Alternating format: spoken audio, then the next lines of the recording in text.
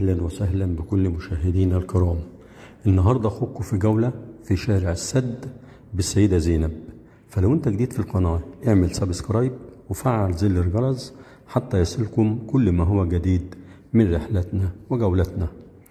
وشارع السد البراني هو شارع ظهر إلى الوجود عام 1898 عندما قررت بلدية القاهرة ردم الخليج المصري، وأصبح الخليج المصري شارع واسع، ويبدأ من شارع السد البراني الممتد حتى السيدة زينب، وتغير هذا الشارع الخليج المصري إلى شارع بورسعيد حاليا حتى التقاطه بترعة الإسماعيلية قرب مسترد.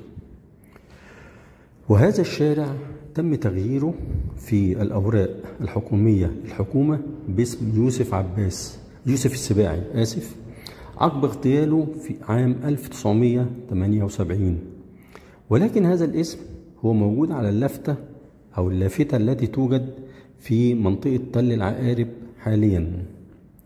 وشارع الخليج المصري هو ترعة تبدأ من النيل عند منطقة فم الخليج، أي بداية الخليج كان عند شارع القصر العيني وسور مجرى العيون، وكانت تمتد هذه الترعة شمالا حتى صحراء مسترد. وقد استخدمت هذه الترعة لتصريف مياه الفيضان الزائدة في سنوات الفيضان العالي.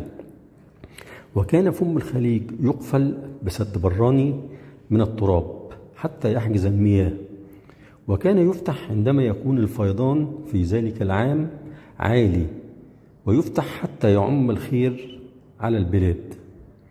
وحرص كل حكام مصر على إقامة احتفال عندما يفتح السد، واستمر هذا الاحتفال حتى زمن المماليك. وكان هذا السد البراني قريب من السيدة زينب. وشارع السد مقسم إلى جزئين، جزء يبدأ من عند فم الخليج اللي هو مطلع كوبري الطيبي حتى تقاطعه مع كوبري أبو الريش، وده لسه اسمه موجود شارع السد. وجزء آخر يبدأ من بعد تقاطع أبو الريش في اتجاهك لميدان السيدة زينب، وده كان سموه يوسف السباعي.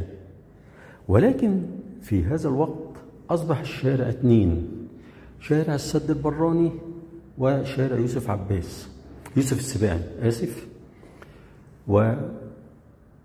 ورحلتنا زي ما انتم شايفين ومتابعين معانا في الفيديو، وده من أشهر المحلات اللي هو محلات الترشي والفوانيس رمضان والزينة، لأن السيدة زينب تشتهر بصناعة الفوانيس هي ومنطقة باب الشعرية.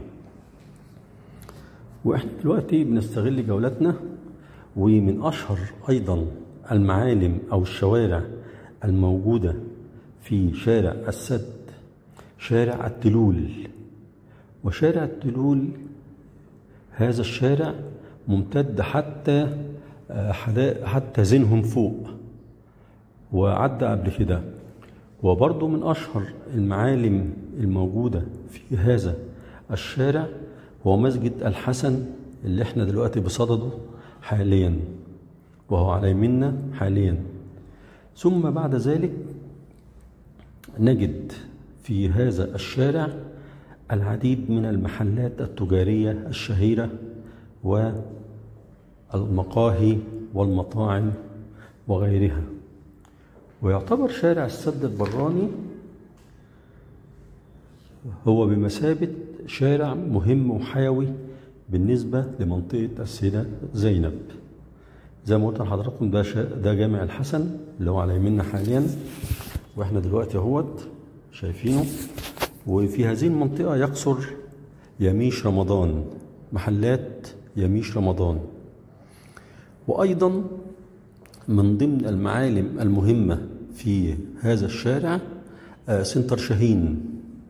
وسنتر شاهين يعتبر من المعالم الرئيسية في البلد حاليا، لأنها تحتوي على العديد من المحال داخل بعضها البعض. وزي ما انتم شايفين احنا دلوقتي بنتجول في شارع السد، وهيقابلنا في الآخر هو دلوقتي المأذنة بتاعة مسجد السيدة زينب رضي الله عنها وأرضاها. وزي ما قلنا لحضراتكم إن شارع السد ده من الشوارع المهمة والرئيسية. زي ما انتم شايفين ادي محلات الفوانيس اللي هي بتعرض فوانيس رمضان ابتهاجا بحلول شهر رمضان المبارك، أعاده الله عليكم بكل الخير.